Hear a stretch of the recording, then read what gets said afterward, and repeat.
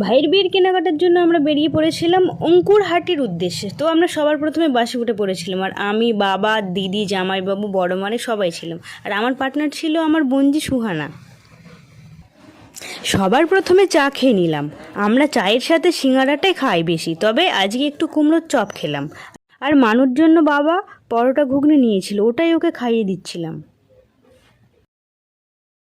এই যে বিল্ডিংটা দেখছো, এটাতে আমরা ঢুকবো। তো তার আগে একটু সকালে আমরা টিফিন করে নিলাম, আর আমি ফ্রুট স্যালাড খেয়ে নিলাম।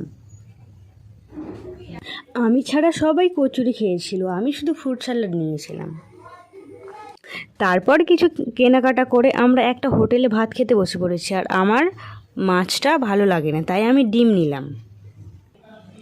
আর কিছু কেনাকাটা বাকি ছিল, সেইগুলো করে নিয়ে আমরা বেরিয়ে পড়লাম বাড়ির উদ্দেশ্যে। বাসটাতে ভিড় দেখছো শুধু, আমার কোলে মানু তো ঘুমিয়ে পড়েছে।